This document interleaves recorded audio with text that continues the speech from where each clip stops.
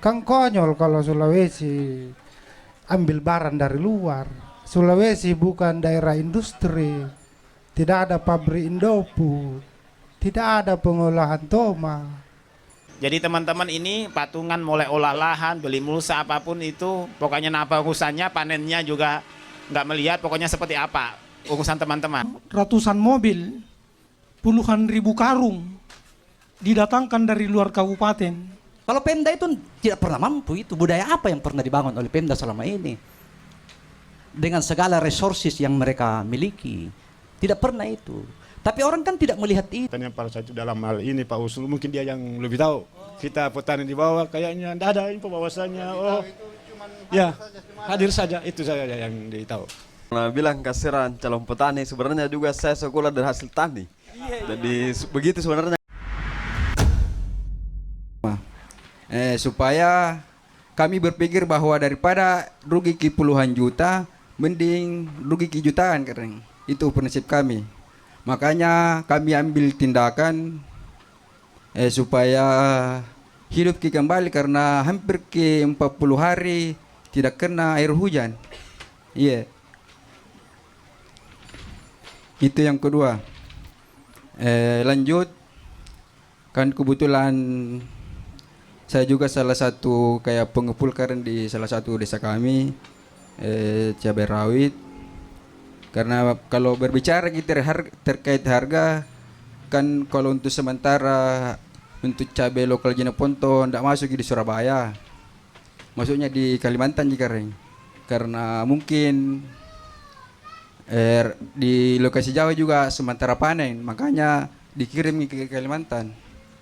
Dan alhamdulillah ya masih pediski harganya ya, masih pediski, masih bisa tersenyum petani. Nah, yang paling penting itu juga anunya, nama-nama pencegahan dari kayak contoh yang sekarang yang terjadi di kampung kami itu terserangi lalat buah. Apa-apa namanya pengisidannya, apakah kurakron, kadalalai dan sebagainya, atau masuk pate, itu juga yang sulit terkendalikan. Karena kami kan saya baru Pak tahun ini menanam cabai karena terinspirasi pada saat menimbang nimbang bayar kata 7 juta seorang petani 10 juta, makanya terinspirasi ya alhamdulillah. Memang orang tua PNS, tapi kebetulan juga dia sebagai petani, kalau dibandingkan dengan apa yang didapatkan di gajinya di PNS dengan petani, alhamdulillah lebih tinggi itu yang di pertanian. Iya, seperti itu. Jadi prinsip saya sebagai anak muda Kareng, apalagi banyak anak muda di sini, tetap jalankan profesinya sebagai, kalau sarjana apa profesinya jalankan. Kalau misalnya bisa bertani, kalau bisa berdagang. Seperti itu saya prinsipku. Akhir kata, Assalamualaikum warahmatullahi wabarakatuh. Mungkin siapa yang jawab terkait kandungan-kandungan ini, pestisida? Iya. Siapa Dembua atau kau Sul? Silakan. Tinggalkan ngacur.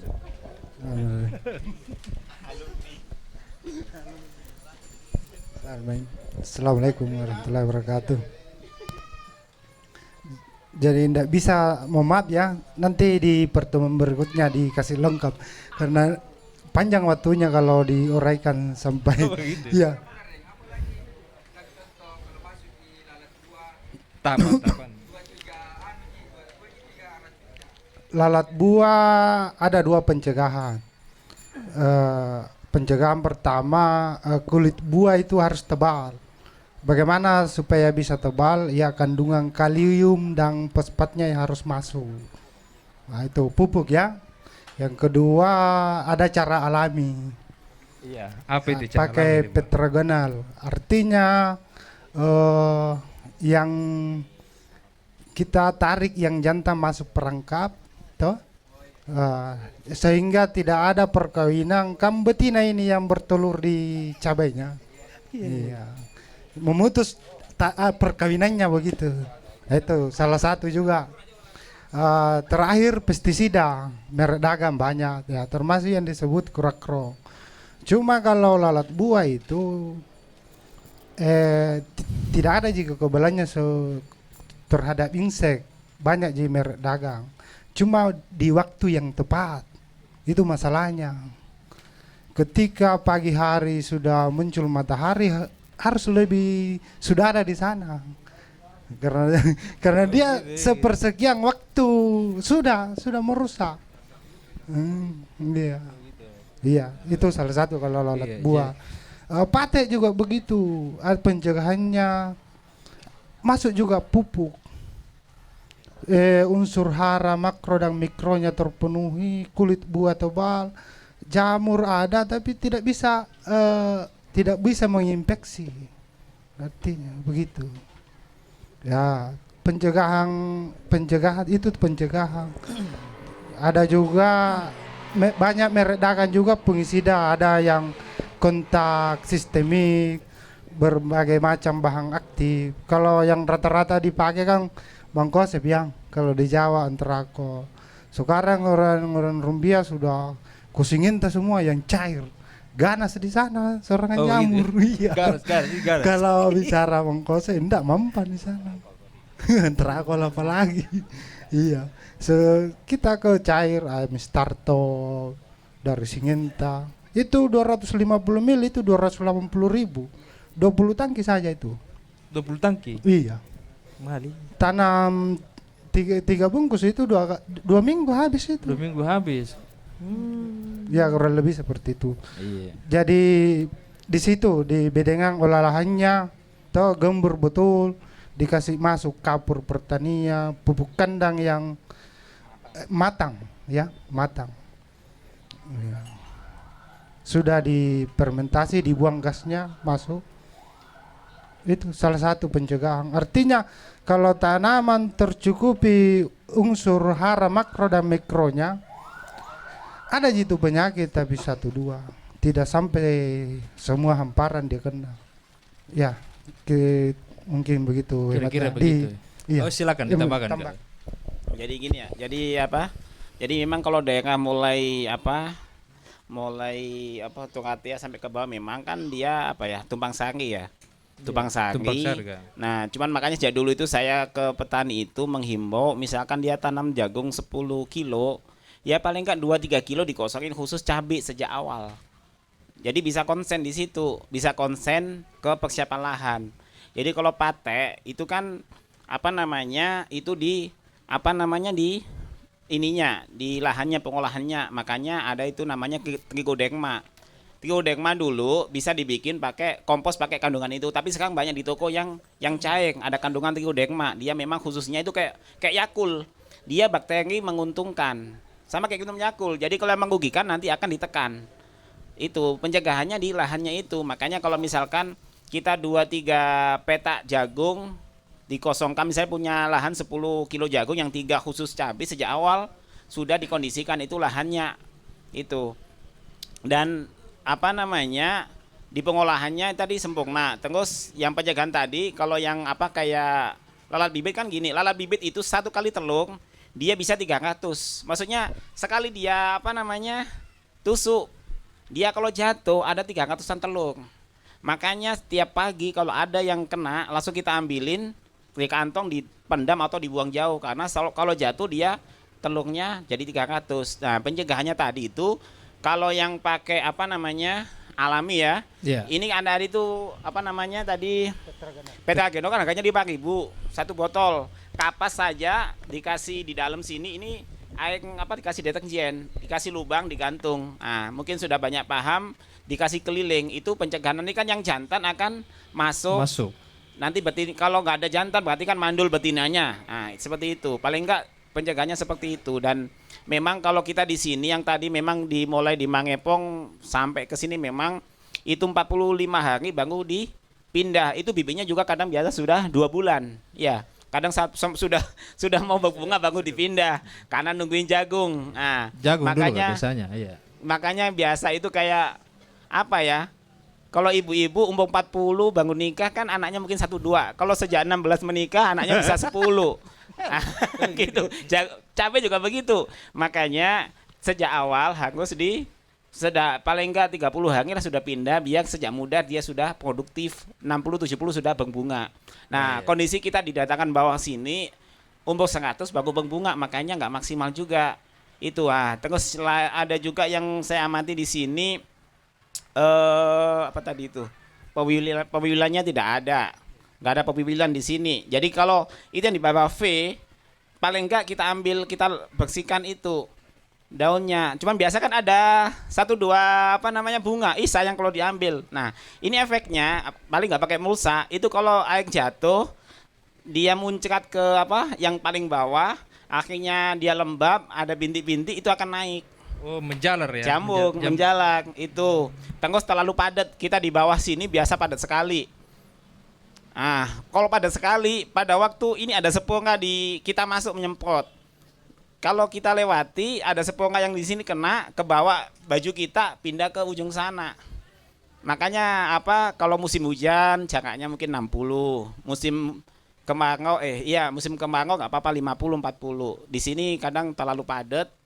Terus itu tadi memang pondasinya agak-agak ini, jadi memang kalau di bawah lebih lebih di atas itu hasil produktivitasnya. Gitu. Jadi kapan-kapan mungkin bisa bikin kelompok tapi kelompoknya bikin pertemuan, bisa nanti undang saya atau siapa nanti bisa ini pertemuan, bisa kayak nanti ke depan bisa seperti itu. Jadi kita mungkin ada grup khusus, mungkin arisan pertemuan, nggak apa-apa. Betul. Masalah kayak begini mungkin harus lebih detail sebenarnya. Nanti bisa bulan ini di rumahnya siapa begitu. Jadi lihat kayak sekolah lapang. Mungkin di akun kayak seperti ini diamati penyelesaian begini, di Mangkapong begini, seperti ini kita mungkin bisa nanti ke depan menyamakan waktu saling istilahnya itu tadi berjuang sama-sama. Itu aja. Kasih. Kayaknya ini. Oh, silakan. Ada ditambahkan. Silakan. Pakai mulsa Karing? Pakai mulsa? Tidak. Di Lamongan jadi puna sarangku nak Karing make pupuk organik. Pertama kompos, kedua pakai pupuk cair. Puna kita rumbia ini raya kompos prop tanaman injo. Tinanjo tanaman daya tahan ketambangi puna make juga. Nah lamoro dia. Berapa harganya itu? Komposna 60.000 per 50 kilo. Nek ku sering puna susulang ilalan nasi karung 500 pohon. Begitu. Insyaallah, artinya ini perbedaan puna make kenjo. Iya. Setelah itu di sempro ada juga pupuk cairnya itu. Kita rumbia alhamdulillah nyamang perubahan kenjo. Oh selamat iya. Luar biasa kalau begitu. Iya. Kayaknya ini para narasumber siap-siap kita terima tamu di Balatang asik ke jalan batu bisa pelajar ini. Iya. Jadi sebagai atau masih ada yang mau ditanyakan? Siapa yang mau bertanya? Atau siap? Oh, silakan. Mau bertanya Kak? Silakan. Lo irkutana ini apa jadi? Silakan pokoknya. Ya, bismillahirrahmanirrahim. Assalamualaikum warahmatullahi wabarakatuh. Jadi kalau Nabi bilang kasiran calon petani, sebenarnya juga saya sekolah dari hasil tani. Jadi begitu sebenarnya kan dah. Cuman karena pas berorganisasi masuk kuliah, banyak-banyak yang ditinggalkan itu karena lebih banyak berorganisasi sampai sekarang jadi ketua KMP. Kayaknya tahun depan masuk di pertanian. Targetnya begitu karena selesai juga ini organisasinya. Kemarin yang kalau di Kelar itu sebenarnya juga Kak mungkin dari pihak penyuluh teman-teman kelompok tani itu kadangkala susah di persoalan pendaftaran di kelompok taninya yang katanya itu harus punya didaftarkan sampai ke pusat dan kemudian itu bisa dianggap legal di dinas pertanian. Itu yang kadangkala juga di kelompok-kelompok tani lama itu yang tidak paham dan beberapa penyuluh juga dari pihak pertanian. Sebenarnya kita punya harapan besar ya lebih banyak turun sebenarnya Kalau go public sebenarnya kayaknya baru ini yang go public kalau dari diskusi-diskusi kita selama ini, karena kita lihat lebih banyak petani mereka mendiskusikan di rumahnya masing-masing. Kalau di rumah kebetulan mertua juga punya sawah, punya kebun. Kalau kemarin-kemarin kadangkala kalau nanya sesuatu karena agak kurang paham juga, biasanya saya suruh masuk di internet. Coba cari di internet apa kira-kira penyakit ini apa segala macam, supaya ada mungkin yang lebih dapat solusi-solusinya. Tapi memang kalau dari sisi pertanian kita harus akui bapak-bapak di depan ini luar biasa sebenarnya, karena kalau di mana-mana kalau sebut Rumbia hari ini, kalau saya anggap dari 11 kecamatan, Rumbia ini yang paling terdepan di soal bagaimana memajukan pertanian di Kabupaten Jeneponto. Itu mungkin harus diakui karena 11 kecamatan ini kalau kita diskusi pasti Rumbia yang disebut kalau soal itu. Di kota pun kalau adik ketua GMI ini itu saya punya lahan sama di sana. Jadi sumur itu kita gali 10 sampai 15 meter. Kalau waktu saya kuliah malah itu kita buat tangga-tangga turun kemudian pasang di bawah mesin. Nanti mesin yang dari tarik naik. Nah, itu yang masih saya dari SMA sampai kuliah masih lakukan itu. Alhamdulillah sekarang tidak karena tidak bertani lagi ya. Makanya saya berharap dengan diskusi-diskusi pertanian ini 2 minggu kemarin saya di Pancen Turus Alipi ada di Tanata kosong. Jadi saya bilang insya Allah kita sama-sama belajar. Sekaitan dengan yang direkomendasikan tadi Kak, kalau di Dinas Pertanian, kalau Pak Bambang sebenarnya bagus komunikasinya. Saya tidak tahu kalau di teman-teman lain, insya Allah kita ada di biasa ruang-ruang diskusi yang saya bisa bangun kalau beliau. Kalau beliau. Kalau yang lain ya mungkin dia mau dulu.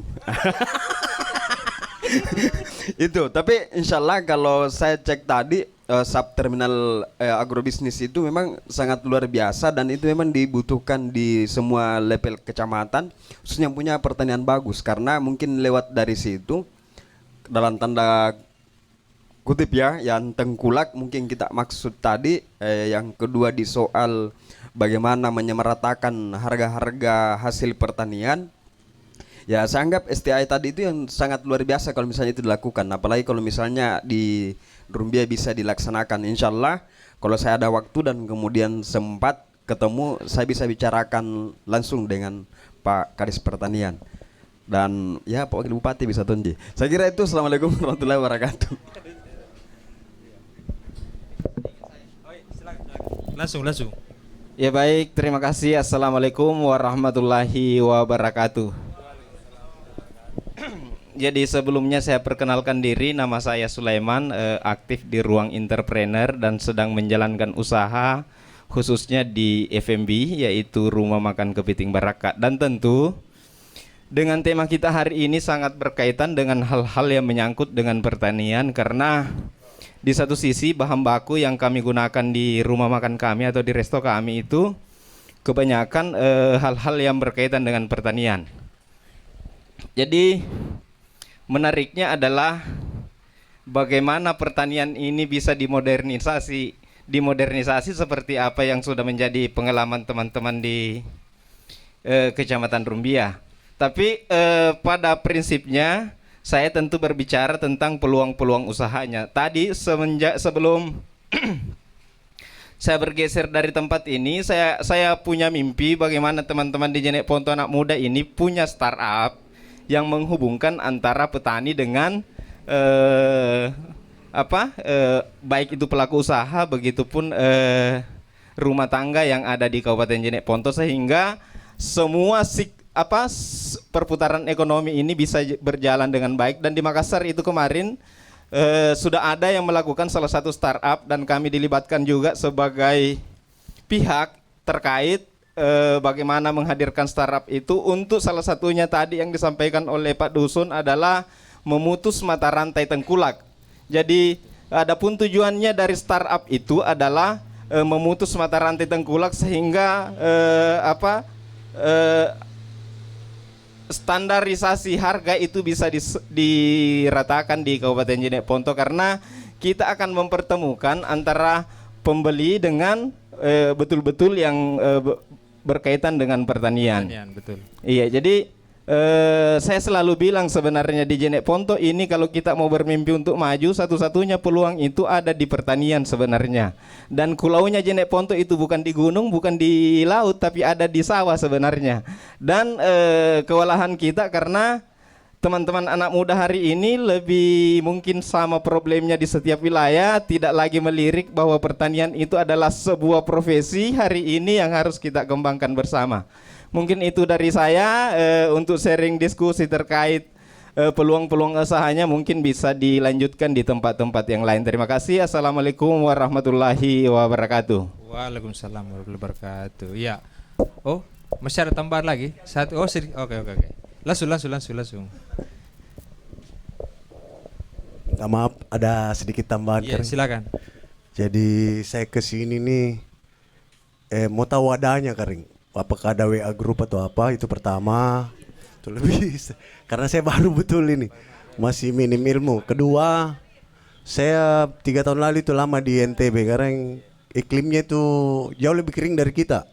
Kenapa di sana menjadi sentra-sentra Bima dengan bawang merah, kacang tanah, Sumbawa dengan jagung kuning, Dompu kacang hijau, karena ternyata banyak ini sumur bor dan Dinas Pertaniannya minta maaf ini, Kareng, betul-betul bekerja katanya, betul-betul itu Kareng. Iya. Kota Bima itu, Kota Madia di sana tuh ramai sekali kayak pare-pare. Jadi memang petaninya makmur di sana. Karena saya ada 2 tahun di sana keliling, dagang bawang merah itu hari, kasih nyebrang ke Jawa. Itu jadi itu mungkin yang kita butuh, jangan dibiarkan sendirilah petaninya. Siap. Bambang tadi sudah memulai dengan itu. Jadi wadahnya ada KWA Group atau apa, nanti saya tanya-tanya Pak Ahmad juga supaya lebih sering bisa hadir di forum-forum seperti ini. Makasih Kareng. Assalamualaikum warahmatullahi. Makanya untuk pertanyaannya Pak Irfan tadi sudah dijawab, akan ditindaklanjuti. Apalagi ada di Kausunul selaku penyuluh, ya kita sama-sama lah seprofesi harusnya saling menopang terkait pertanian.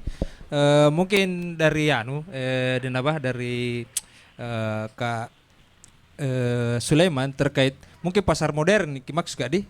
Nah itu kan kira-kira bagaimana sekarang ini? Jadi yang saya maksud startup itu seperti Gojek, Grab dan sebagainya gitu. sebenarnya. Jadi orang bisa berbelanja lewat aplikasi, tapi betul-betul kita pasar menghubungkan antara pelaku petani dengan orang yang mau berbelanja, baik itu rumah makan atau siapapun yang membutuhkan hal-hal yang berkaitan dengan pertanian. Ya, tapi gini, jadi mungkin dari sini ya, misalkan kayak kan gini kendala ya, kita ke Rumbia itu berapa itu? Bukan kendala kalau sekarang, memang cuman waktu sibuk semua. Saya dulu itu memprovokasi Pak Ahmad ini, Pak beli mobil pick up. Jadi itu hasil itu kita kumpulin, ayo bikin pasar segak di sini. Saya juga pernah sempat ngobrol sama Kadis dulu, Bu. Itu hari Senin kan upacara, ada ya mungkin sekarang ada mungkin 6-7 ribu PNS. Hari Senin itu ada pasar segang. Pasar segang itu ada di sana di atas yang memanage. Sebenarnya ada pelaku itu di siapa itu, kalau biasa kalau dia ada event CFD apa, teman-teman bawa, ada dikasih juga KWT apa itu Bu Desa, anggotanya Bu Desa bikin produk-produk dia kemas, atau Sukri di mana itu bawa juga biasa produk kalau ada kegiatan di kabupaten. Tapi saya pernah juga ngobrol sama Ketahanan Pangan, gimana kalau hari Senin pas upacara itu bikin tenda di sana, ada pasar segang. Dari situ ada promosi petani, ada juga titik-titik maksudnya konsumen yang bisa nanti berkelanjutan. Dan jadi foto memang gampang susah ya. Gampang susahnya begini. maaf. Saya kan pengusaha juga, roti ya. Kadang ada rapat, Mas ini roti tak? Bukan. Kenapa nggak punya tak? Nggak bisa ngomong saya. Itu begitu. Jadi kata-kata kan yang putakan di sini kan punya semua gitu. Makanya kita main di bawah. Mungkin nanti ke depan teman-teman di sini ada yang menampung tanda kutip CFD, cuman CFD sekarang mengeluh semua pedagang, penjual. CFD itu dulu waktu di depan kantor bupati sampai jam 10 pengunjung masih rame. Enak, jadi kita ada ngentang 3-4 jam, mulai jam 3 jam. Sekarang di sini jam 8:30 sudah sepi, mengeluh itu pedagang. Itu nggak tahu ke depan seperti apa, ekonomi yang lesu atau memang panas atau gimana. Itu jadi saya budget aja tahu ini, pengen di kabupaten ada rutin pasar segang, seminggu berapa kali. Jadi yang kayak Kak di sini terkenal banyak rumah makan. Iya. Nah, ya jadi nanti kalau ada di situ kita ada pasar segang itu, dari situ kan punya ada link, ada kontak ataupun ada yang di sini punya mengumpulkan kayak Pak Ahmad dengan Nabak siapa di atas kirim, nggak mungkin mereka ke sini waktunya habis gitu loh. Jadi di sini ada yang bergerak, yang di atas ada gitu. Saya dulu merencanakan, cuman saya juga nggak bisa membagi waktu, apalagi sudah di pusat, nggak bisa goyang, pulang maghrib di rumah ada usaha roti juga. Jadi mungkin teman-teman ini peluang usaha itu. Nah, terus selanjutnya untuk kelompok tani ya. Ini sekarang apa yang tadi saya bilang, sekarang lebih mudah akses bantuan, akses ini juga tadi pengumuman tanggal 1 sampai 8 yang banyak kelompok yang belum bisa dapat pupuk karena namanya nggak ada. Ada pengusulan lagi. Ada pengusulan. Sampai tanggal 8 yang belum namanya di EKDKK bisa menghubungi kelompoknya, datang ke BPP dan sekarang itu BPP tiap kecamatan ada. Teman-teman stay sampai sore, sampai jam 4 semua BPP sudah buka. Teman-teman sekarang lebih beda. Dulu biasa ke lapangan tapi ada piket. Sekarang insya Allah nggak tata BPP sejeneponto sampai jam 4. Kalau nggak ada berarti dia ke lapangan. Itu. Jadi teman-teman lebih aktif juga saat ini. Saya akui 2-3 tahun ini sudah mulai bagus ininya, maksudnya gampang dicari di kantong ataupun kita ada ini kita hubungi nanti seperti apa. Nah, terus tahun ini semoga realisasi sudah diusulkan 273 titik irigasi pepompaan. Jadi kemarin teman-teman sudah usulkan ada 273 titik untuk khusus pengairan. Nanti perpipaan ataupun sungai ataupun sumber dalam. Sudah disurvei, sudah di poligon, ada juga opla. Semoga tahun depan sudah mulai. Apalagi yang di atas, kebetulan saya di atas itu kemarin Bontong Kapuk 42 kekeringan 42 hektar. Kalau lihat ke sana sesak mungkin kita kalau naik mulai Camba-Camba, Pangangloe, Pangambaji, naik Bontong Kapuk Mangepong 3 hektar ya. Mangepong ada kekeringan 3 hektar. Iya. Kayu lebangat sekarang yang Balang Baru sama ini Empang Utara. Insya Allah tahun depan mungkin agak bisa ditekan. Ada 273 titik ini irigasi perpompaan ataupun irigasi sumber permukaan. Dalam hal ini kalau permukaan berarti kayak di Jombe, di Mangepong ada pompa yang kasih naik. Ada sumber dalam nanti. Itu berdoa aja semoga usaha kita maksudnya sama-sama nanti akan tahun depan lebih hijau ini jadi puntung, hanya yang di Gumbia yang hijau. Karena di sini kekeringan, di sana kemarin sempat banjir, hujan tiap hari. Jadi kadang yang di sini itu bagi-bagi dong airnya. Ini sama yang di atas. Bagi-bagi. Yang sama di atas, tapi di sana juga betul Pak Ahmad tadi, air melompat-lompat. Tapi kalau nggak di manage nggak jadi juga. Jadi kalau sempat ada waktu ke Pak Ahmad di situ banyak kolam-kolam kecil apa-apa untuk efisiensi waktu, tenaga dan biaya itu. Pertanian untuk efisiensi semua karena nggak mungkin meskipun ada air di mana-mana tapi kalau nggak ditampung nggak diapa juga hilang juga itu aja mungkin saya tanggapan. Iya mungkin sebagai pertanyaan masih ada silakan.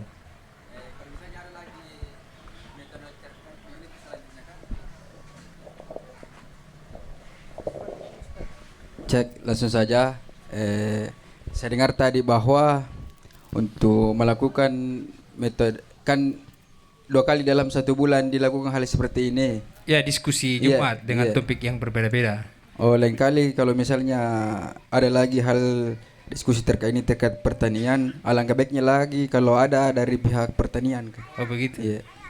Supaya salah satu mendengar keluhan dan apa yang menjadi keluhannya masyarakat di setiap desa masing-masing. Oh iya. Ya, mungkin seperti itu. Mudah-mudahan bisa dan Mungkin ketua KNPI yang bisa fasilitator terkait Iya, itu. iya. Harus, harus. Sekian. Iya.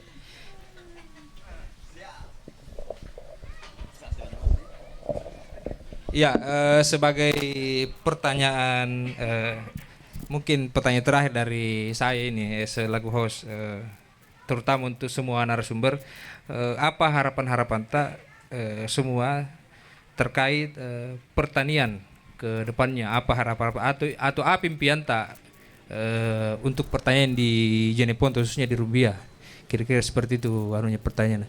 Siapa dulu nih? Satu-satu harusnya nih, Pak Dusun dulu.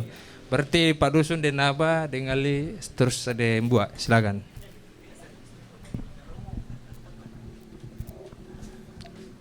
Terima kasih.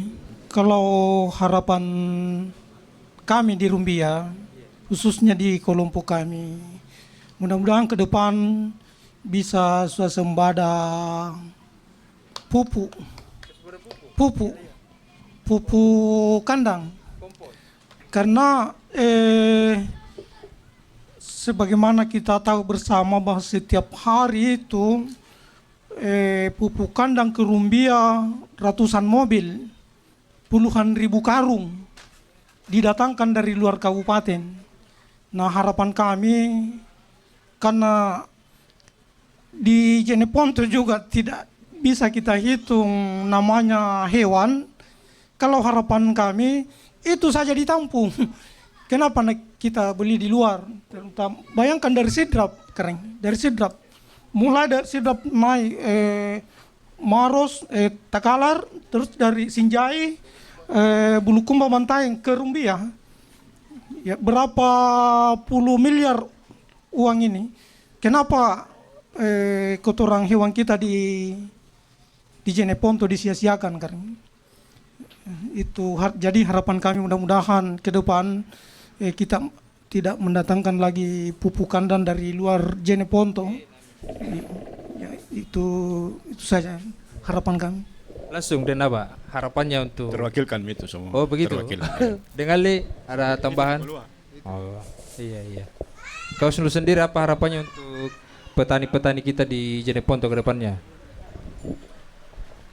Jadi menyambung ke Pak Ahmad tadi ya, jadi kita mungkin lebih gugngin jadi jangka panjang, karena memang 10 tahun lalu saja itu pH di Jeneponto itu yang paling bagus di sana di ujung Bulu, di puncak, karena memang belum kepake. Kita di sini di bawah 4 semua.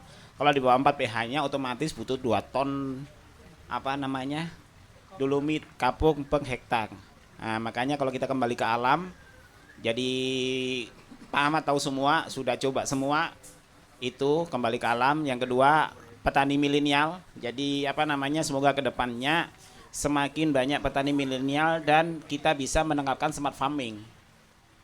Jadi mungkin Alifi sudah coba itu tetes, ke depan ditambahi lagi smart farming, bukan mulsa, bagus smart farming. Jadi nanti kapan waktunya mungkin tiap 2-3 jam mengalir itu air, kapan berhenti nanti bisa setel atau pakai HP. Ada smart farming kata kuncinya. Jadi semoga kita Jeneponto lebih efisien ya. Sekarang maaf yang kaya penjual racun kayaknya. Karena kita bohong sekali apapun pakai racun.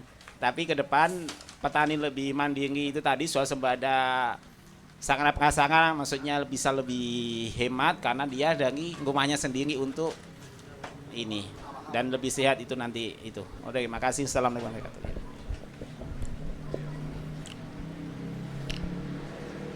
Harapan saya ke depan bagaimana supaya petani sendiri itu merasakan kesejahteraan merata.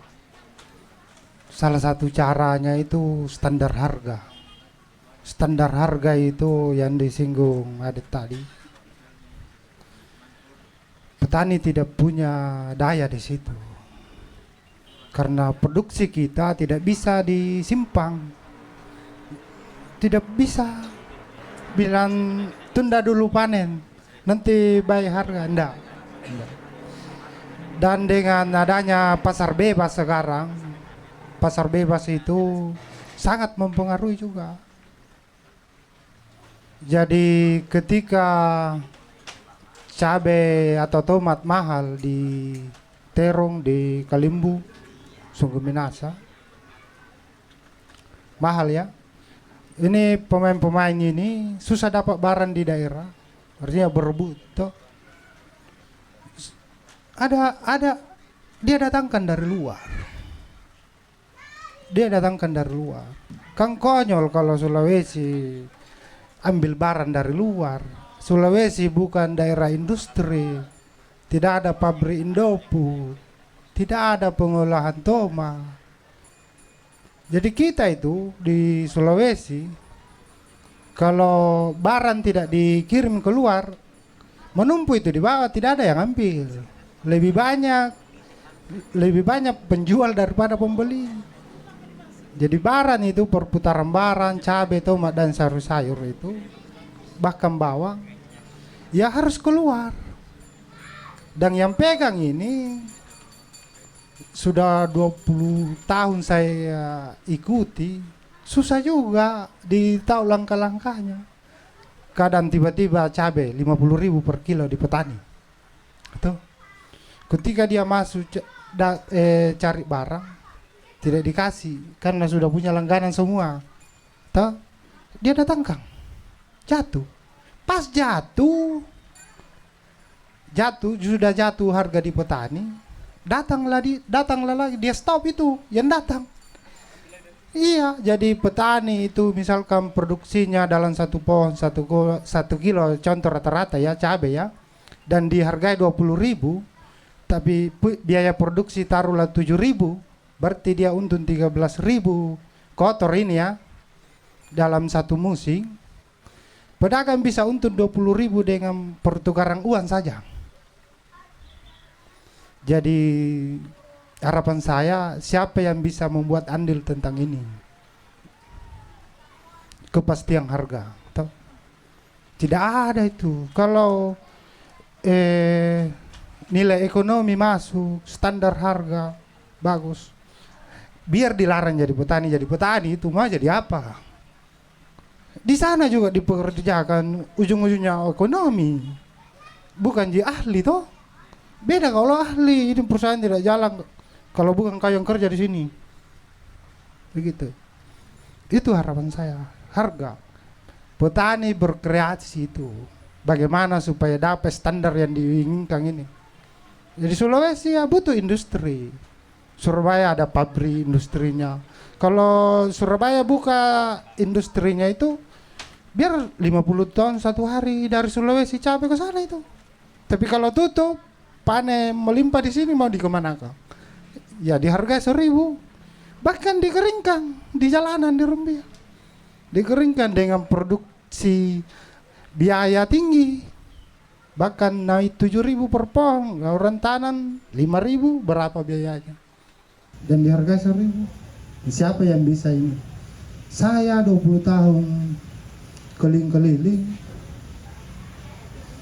Ternyata di harga itu yang disinggung Adit tadi, tidak boleh pion-pion kecil yang bekerja. Ada pengalaman di Thailand itu, di Thailand itu kerjanya otoriter, kan raja tahu. Jadi standar harga ada. Jadi raja mengatakan kabupaten ini tanam singkong, pabrik sudah ada di situ, pasar ekspor sudah ada. Kan orang Indonesia pasti tidak percaya kalau singkong yang orang Thailand dihargai 25.000 per kilo. Tapi tidak bisa ya, artinya pokoknya kerja besar-besaran. Kalau Thailand itu, ini standar harga tetap. Standar harga tetap. Cara besar-besaran, industri hadir. Iya, Sulawesi tidak bisa Iban. Ini pedagang juga dimainkan juga sama orang-orang Jawa. Orang petani dimainkan orang-orang keluarga juga. Sampai di Makassar dimainkan lagi. Jadi kalau saya, negara harus hadir. Kalau harga dibicarakan tidak bisa. kesulitan macam-macam orang beda-beda. Iya, negara harus hadir. Itu harapan saya. Masalah harga, kan hampir semua komoditas harga jadi masalah, baik jagung, beras, hampir semua. Hebatnya di cabai, kenapa teman-teman bisa bertahan? Kan susah perawatannya, susah. Jadi kita adu skill. Kapan jadi panen kurang kita dapat. Iya. Iya. Karena siapa yang pikirkan petani saat ini? Tuh, saya kritik itu Menteri Pertanian. Sebelum diskusi kita diskusi. Iya. Tuh. Apa sumbangsimu sama petani? Kau kejar kami sama sembada. Itu subsidi pupukmu. Kami tidak pakai itu di horti. Kami pupuk impor kita pakai. Iya. Kalau mau kerja sederhana, kapur mau bagikan supaya tanahnya petani subur. Itu saja. Ya, bukan jadi prestasi luar biasa itu sembada di kalangan petani. Yang konsumen gini prestasi. Kita di petani sembada tidak ada yang berubah. Ya mungkin itu dulu. Terima kasih. Luar biasa ya, buah ini. Sayangnya di akhir-akhir kena kasih semua ya. Oh, ada lagi. Desiran mau menambahkan atau bertanya, silakan.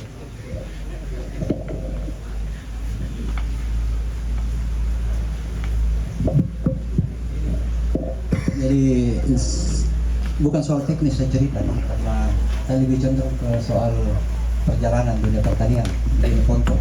Jadi tapi data yang saya dapat itu masih sangat terbatas. Jadi sekitar 100 tahun lalu itu pemerintah kolonial Belanda itu dia membangun kalau tidak salah sekitar 11 bendung. 11 bendung itu zaman Belanda, tapi tidak diikuti, tidak dilanjutkan dengan pembuatan jaringan-jaringan irigasi. Jadi seperti Kelar 1 itu kan pada masa itu, karena Belanda kan ingin menjadikan Jeneponto ini minimal ya swasembada beras atau jagung, kalau bisa ya ada lebihnya untuk diperdagangkan ke daerah lain.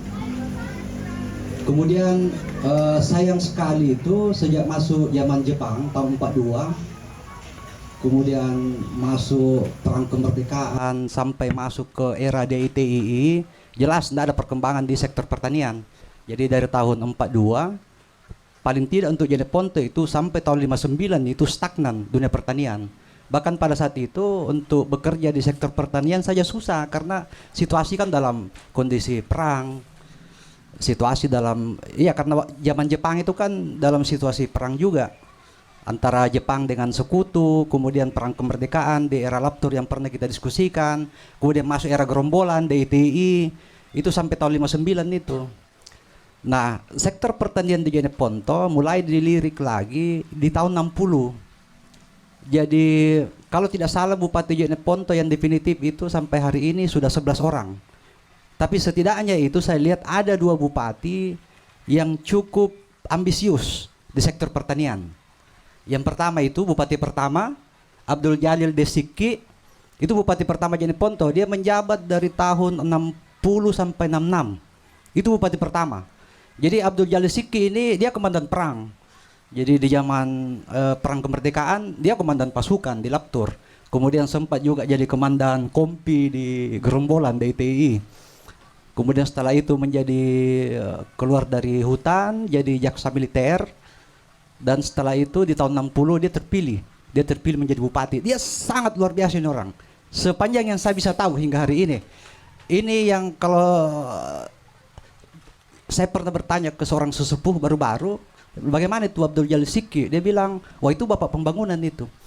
Jadi Abdul Jalil Siki lah ini yang membangun semua jaringan-jaringan irigasi di Jeneponto dengan cara bergotong royong. Karena dia seorang komandan, seorang pemimpin sejati, dia bisa menggerakkan segala potensi yang ada di Jeneponto. Dia yang bangun. Cuma saya tidak tahu apakah pada saat itu dia sudah tembok atau tidak. Tapi yang jelas jaringan-jaringan irigasi Abdul Jalil Sikki yang bangun itu. Dan saya pernah dapat informasi juga dari orang yang hari ini sudah meninggal bahwa anjari lamun-lamun hari masanan jo karsiki negeo kang. Tapi saya tidak tahu waktu itu karena informasi ini kan saya dapat di tahun 90-an. Saya tidak tahu ini Abdul Jalil Sikki ini memerintah tahun berapa, saya tidak tahu. Nah, sekarang baru saya tahu bahwa dia bupati pertama. Keren, sangat keren, dan dia tahu bahwa Jeneponto itu kan daerah agraris. Kalau Jeneponto mau maju ya sektor agraris yang harus maju. Kemudian anehnya itu Abdul Jalil Sikki hanya satu periode, di tahun sekitar tahun 71 itu Jeneponto mengalami bencana kelaparan. Itu sekitar tahun 71 itu, bencana kelaparan. Jadi musim kemarau panjang, paceklik, akhirnya nanti jari lamun-lamun apa anak kata lasang joto pada saat itu, kambu unti, toh apa dampuluna, kemudian kaloi, ini anak kata lasang joto pada masa itu. Jadi ketika Jeneponto mengalami bencana kekeringan pada saat itu, paceklik, didatangkan bantuan-bantuan pangan. Maka nising itu rulona kan dari bekingan ribulgur mange, kayaknya itu barang impor. Kemudian kayak bantuan beras dari Wajo, karena kan bencana kelaparan, jadi kayak Afrika pada saat itu tuh. Itu di eranya itu, di akhir-akhir kepemimpinannya itu Bupati Morra Dembilu. Jadi di masanya Abdul Jalil Sikki, sektor pertanian bangkit, digantikan oleh Morra Dembilu. Saya tidak tahu dia fokusnya kemana, sampai-sampai Jeneponto mengalami musim kekeringan pada saat itu. Masih banyak orang tua yang bisa cerita itu. Ano penagang abe may man jo kemange ron-ron nang kaluluan tuh ni palung asing gangang. Dan di era-era itulah akhirnya isu-isu tentang irigasi itu mencuat kembali. Makanya kan sampai dibuat bendung Kelera 2 yang Soeharto datang meresmikan dan dia tiba di Tolo kan. Makanya kan lapangan Tolo itu diberi nama lapangan Soeharto. Kan kisahnya seperti itu. Nah, setelah era Abdul Jalil Sikki itu ada lagi satu bupati yang saya lihat dia sangat ambisius di sektor pertanian, mungkin karena backgroundnya ya. Itu Pak Bahrudin Basutika. Pak Bahrudin Basutika, dia sangat ambisius pada saat itu. Banyak hal yang dia lakukan. Misalnya peningkatan cara budidaya jagung yang sangat kentara juga pada saat itu. Dia bikin empang-empang, banyak juga itu proyeknya itu Pak Bahar itu. Saya cuma satu periode ini Pak Bahar, jadi saya tidak tahu ini ada orang-orang bagus kok cuma tidak diberi kesempatan panjang. Di luar orang ini saya tidak menemukan. Pernah ada bupati di Jeneponto yang peduli dengan sektor pertanian. Nah, termasuk Raja Milo misalnya, dia kan terpilih tahun 2014. Informasi yang saya dapat beliau ini kan mantan birokrat, pernah menjadi kadis pertanian. Tapi teman-teman harus paham, kan saya baca, saya ikuti itu ketika di tahun baru terpilih, dia oleh tim dari Unhas, dipimpin oleh Majid Salatu, dia buatkan konsep RPJMD pada saat itu. Belum RPJMD namanya, masih Renstra, rencana strategis 5 tahunan. Dan komoditas yang dia cantumkan di Renstranya itu jagung, padi, rumput laut dengan garam. Ya saya bilang, tanis enggak bang kalian ikan rumbian nih. Tapi memang pada saat itu rumbian tuh belum kayak sekarang. Jadi dia itu kayak ya daerah-daerah pinggiran lah pada saat itu. Jadi cuma 2 bupati itu yang saya bisa catat ya. Saya tinggal perdalam fakta-faktanya. Jadi Abdul Jalil Sikki dari tahun 60 sampai 66, kemudian Bahrudin Basutika dari tahun 2008 sampai 2003. Di luar itu saya pikir tidak ada. Nah, saya cerita pengalaman. Jadi karena mungkin saya toto memurukku toh. Iya, jadi di tahun 90-an itu kan biasanya minum marikoko mupul toh. Jadi pada saat itu kan biasanya toma geriting toh. Toma keriting. Niak mau ada lompo, niak mau ada geriting toh. Jadi walaupun namanya mupul injo, kang injo toma kan jo akadang kang injo ribedenga. Iya, kadang jadi kan may punat lamong kibo semangka atau mandi ke kadang jadi pun mo pulukin jo nani abu alanteri ribut taya kanya po mintu si buaya. Itu seperti itu. Jadi di tahun-tahun 90-an itu sampai di tahun masuk awal 2000-an masih sama cara bertaninya orang. Jadi misalnya lamongi lada tidak dipangkas ki, anda dipangkas ki anak-anak agak menolak tangke, naloi buah, naloi nafas sulit ki buah toh, kan begitu logika mereka. Kemudian jarak tanam, kan tersilama aja jarak tanamnya. Murah nambah nih kama, karena gak agak nasin tumpat ki, jadi mana batu aingan dan roren toh. Itu kan contoh-contoh, janganlah misalnya kita berpikir pakai penutup tanah mulsa, ya, jerami, kita tidak pernah kenal itu yang namanya jerami. Kemudian ya sangat terbatas. Juga bibi kata kan juga tahu bibi ini akan dia ini anu. Ni boy juga gambar kata na. Padahal kan secara genetika kan sama gitu. Ni boy. Napa bibi mereka apa rena macuk gitu. Entah tomat, entah lombok. Jadi semuanya serba tradisional. Di era yang saya dapati saja masih sangat tradisional. Tahun 80-an, 90-an sampai masuk pertengahan tahun 2000-an itu masih sangat tradisional. Nah, nanti itu mulai muncul itu perubahan dari sistem tradisional ke semi modern. Ini teman-teman aktornya semua ini. Makanya kalau saya ditanya apa peristiwa paling fenomenal sepanjang sejarah Jani Ponte yang bisa dibanggakan, kalau saya pribadi, Ruanyi Kapang, Laptur dengan mereka ini. Kalau saya yang ditanya, karena tidak ada selain itu yang patut untuk dibanggakan. Artinya bahkan sampai era 300-400 tahun yang lalu, saya pikir biasa-biasa ji. Seperti itu. Kenapa? Iya. Kenapa saya bilang fenomenal? Toh? Karena kan tidak mudah itu untuk bisa membangun sebuah budaya baru. Kan pertanian tradisional ke pertanian semi modern itu kan budaya baru yang terbangun. Kalau Pemda itu tidak pernah mampu itu. Budaya apa yang pernah dibangun oleh Pemda selama ini? Dengan segala resources yang mereka miliki. Tidak pernah itu. Tapi orang kan tidak melihat ini. Kalau saya kan, mereka kan pengamat ya tunjuk petani itu. Tapi saya tahu perubahan-perubahan sosial yang berlangsung di bawah. Dan ini kan murni gerakan akar rumput. Nah makanya itu kalau hari ini ada orang-orang aktivis kah, orang-orang terpelajar kah, yang menakar dirinya atau menganggap dirinya sebagai agen-agen perubahan, belajar ke best practice yang pernah ada. Contoh-contoh sukses yang pernah ada, karena kan polanya sama ji, polanya sama. Nah hari ini misalnya yang selalu berwacana dengan perubahan apa dan bagaimana caranya, tidak pernah ada. Nah makanya kan kita coba angkat ini kembali. Tapi ada satu pertanyaanku, apakah dulu kan Bupati Raja Milo, di masa Raja Milo periode pertamanya ini muncul ini gerakan seperti ini, dan ini kan sangat alami, tidak ada aktor negara yang terlibat di situ. Itu yang saya tahu. Tidak ada. Pemda itu tidak level lah dengan teman-teman yang ada di atas ini. Iya, dan saya berani mempertanggungjawabkan saya punya statement. Nah pertanyaan saya, apakah pada saat itu Bupati Raja Milo tidak tahu sama sekali dengan apa yang terjadi di lapangan? Kalau Bupati Raja Milo tahu, ceritakan dong kisahnya. Dan apa responnya Bupati Raja Milo? Ya kan dia kan pimpinan tertinggi di lembaga Pemda ini. Dia nomor tumpukan atau jadi langsung Raja Milo. Kemudian untuk Tumanurung Husnul Yakin, iya karena kalau saya semua orang-orang yang dari luar yang masuk yang bisa mewarnai, bisa men-trigger gerakan-gerakan perubahan, saya istilahkan dengan Tumanurung. Jadi Husnul Yakin ini bagi saya Tumanurung. Sulaiman ini Tumanurung. Dia kan orang Bone.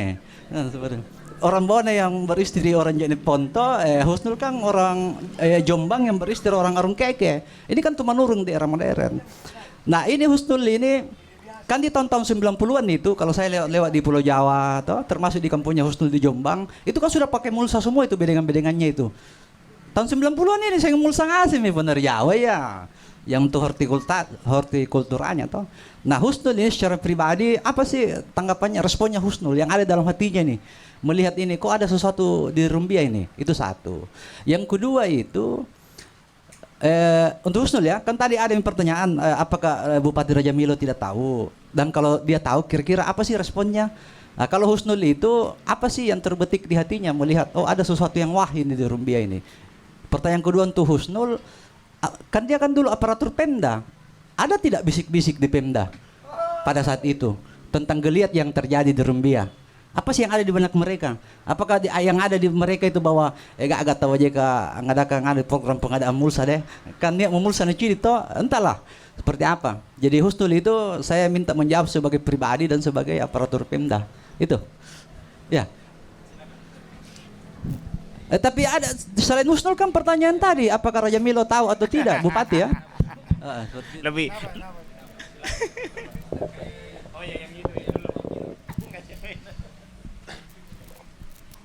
Ya, terima kasih.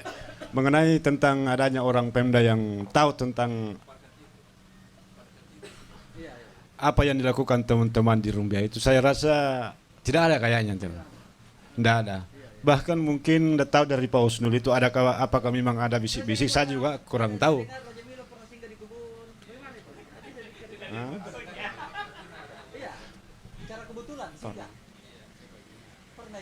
Oh, ada pernah singgah. Cuma mungkin kebetulan saja ada mungkin kunjungan lain, itu yang saya tahu. Ya.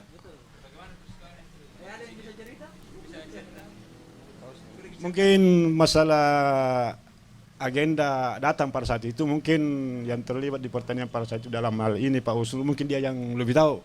Kita petani di bawah kayaknya tidak ada info bahwasannya. Oh, ya hadir saja, itu saja yang dia tahu.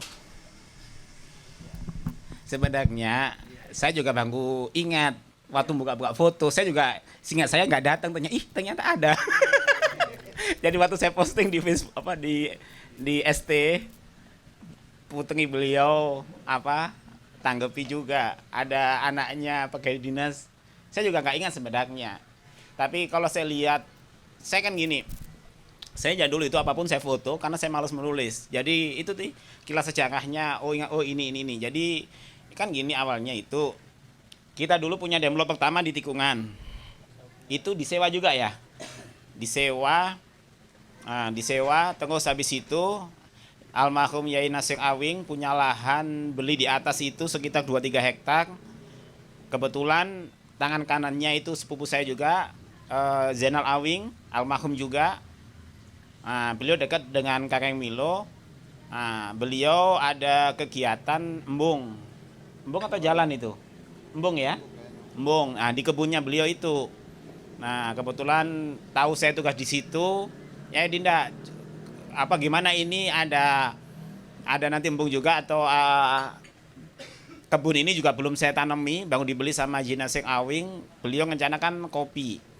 Biar jadi manfaat ini kebun ini terserah anggotamu pakai. Jadi nggak ada biasa, ada 2 hektar lebih. Terserah kita mau apa. Almarhum Yai Nasir Awing itu. Jadi beliau ke situ kayaknya pas dalam rangka ninjau mau ada ada embung itu. Nah, tapi kita belum bergerak kayaknya. Setelah 1-2 minggu setelah ada pembangunan kita bergerak, ada foto-fotonya itu. Dan sebenarnya pada waktu demplot itu kan puncak kegiatan kita. Kita itu dulu itu Wedalis lagi ketemu. Saya suka saya lebih suka bikin kegiatan, nggak bikin JPCL, ya pokoknya bantingan. Jadi kayak cincin istri saya itu di Pegadaian sampai sekarang hilang, nggak tahu, nggak keambil, patungan seperti itu. Jadi kecewa sebenarnya juga pada waktu puncak itu ada kita undang orang dinas, meskipun saya orang dinas ya, yang datang kepala seksi kayaknya. Ada fotonya di situ, kepala seksi sama camat Ngumbia, almarhum juga sekarang Pak siapa yang Jawa itu, Pak Subhan yang rumahnya di sini, beliau lagi camat itu. Jadi saya bikin kegiatan kayak begini.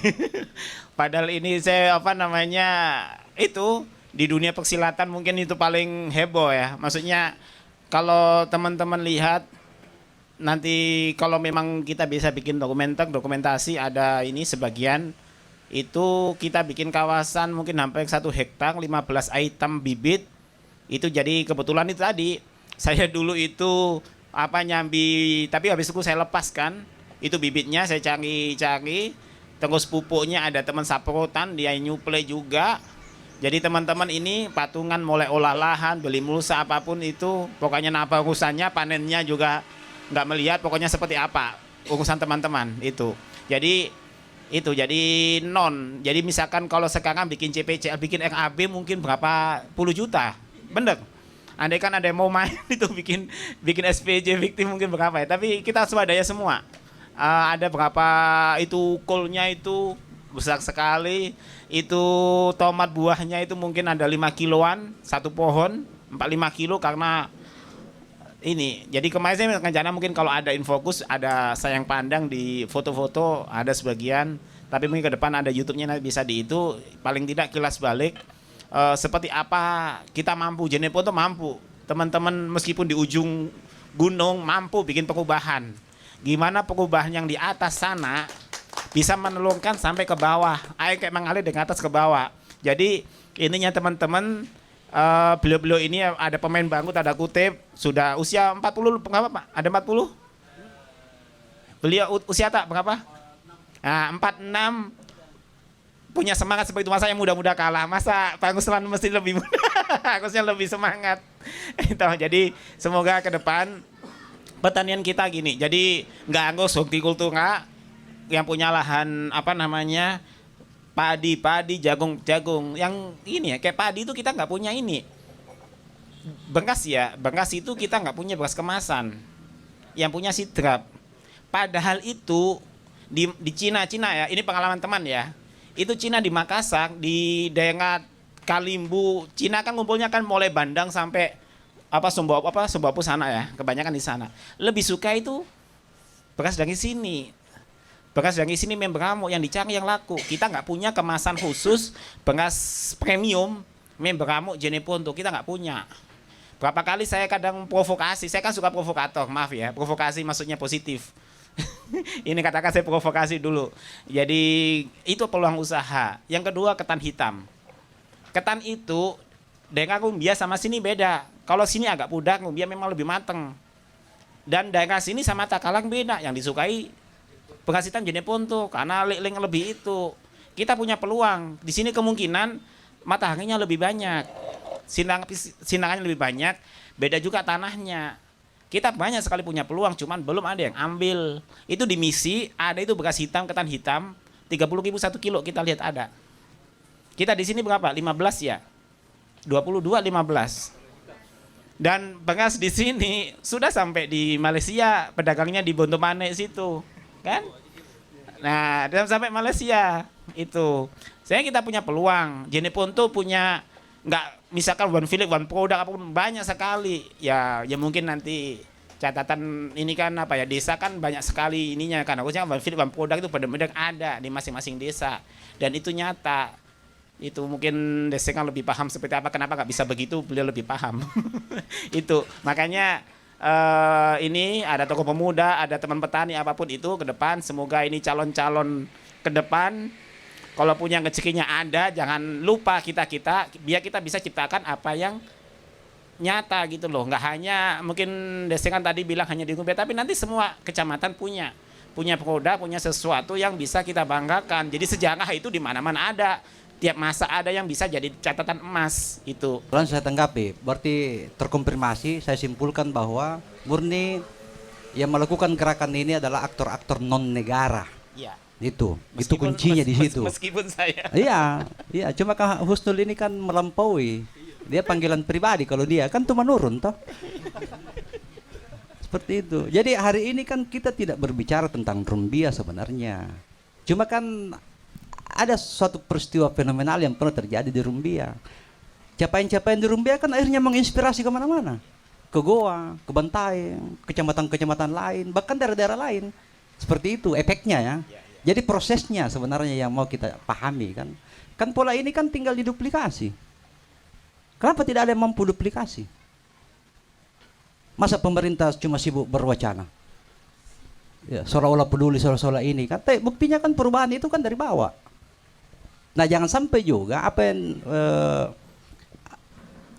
dilakukan dari tahun ke tahun toh enggak berefek gitu loh. Sementara ada contoh sukses yang kita abaikan selama ini.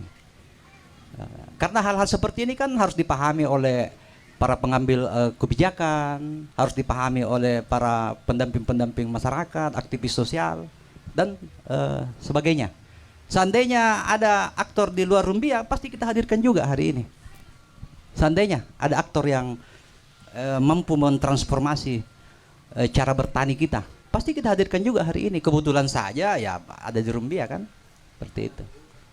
Jadi Husnul ini kan mau menetap di Jeneponto itu.